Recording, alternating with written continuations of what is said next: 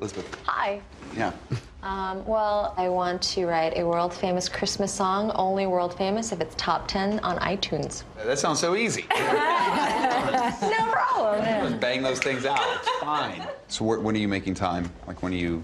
After work and on the weekends. So the last week, I picked up my ukulele in the morning. Even for like 20 minutes, it makes a world of difference.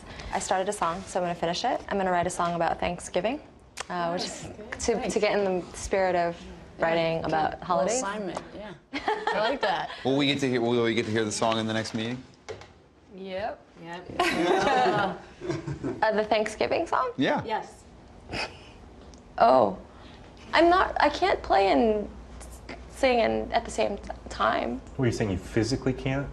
I mean, it's kind of hard to do. I mean, no, it's not that I don't want to, but I've only been playing guitar for a month. But you should try. I can try. I'm really, like, I'm an absolute beginner, like, at guitar. So it's, like, I'm just... That's great. We're all beginners here. That's, yeah.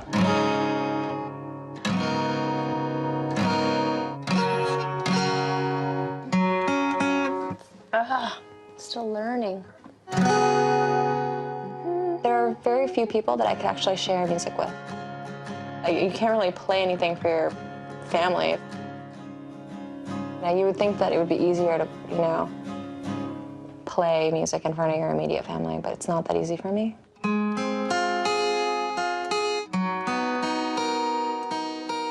They were always supportive, but when it came into turning music into a career, that's when it started to be more of a pragmatic, practical kind of conversation that this is not practical, it's a good hobby, but it's not a good career.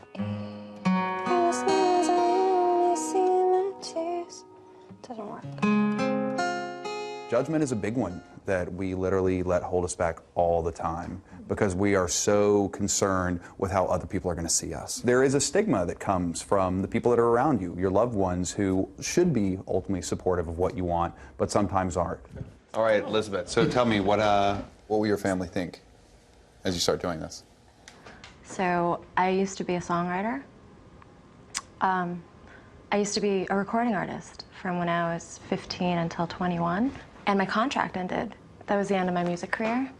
I haven't written a song in almost, I guess, like 8 years or something, a long, long time. And my family, first thing they said when I told them was that, you know, don't lose your job, right? You can do this after work and on the weekends, right?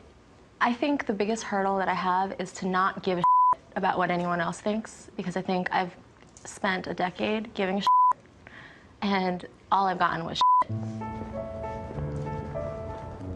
Growing up, my family life was pretty typical for like an Asian person, you know, very high expectations. So I think my parents were relieved that I gave up music and had a different career path.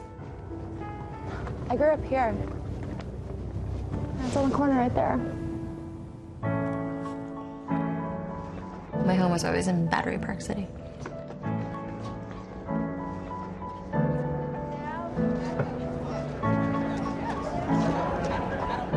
On September 11th, I just turned 21, and then my contract was officially over. My room was facing ground zero, so when the towers fell, all the debris and the soot flew into the apartments. Like that. Every landmark that I knew growing up disappeared. I thought my parents were dead. The minute I felt like I lost my parents, I wanted to do everything to make sure I made them proud. I gave up pursuing music, and I think I stopped dreaming.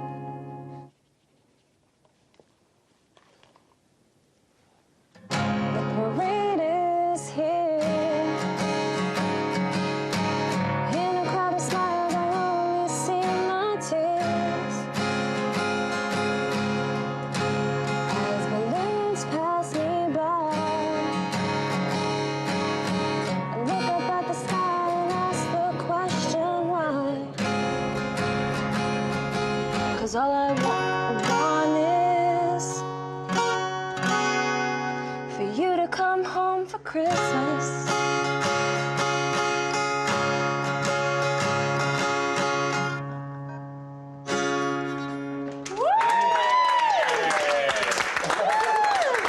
You know what makes that song good? 2 holidays. 2 holidays right there. And then Easter. Yeah. How do you get the song on way before Christmas? Made about Thanksgiving. You say, Labor Day is here. It's September 1st. And just want you to be home for Halloween. Well, how did it feel? Like there it is. You've now written and composed your first song. Feels good. It's sweaty and hot and weird right now, but pretty good. It sounds great. Yeah. You did great. Really great. Wow. There comes a point in your life where you just have to stop, and you have to realize that people are not living your life, and you've just got to live your own life. If I don't bury this fear about people judging me in my life, and if I focus too much on worrying about what other people say, I think it's going to really kind of kill me in the end.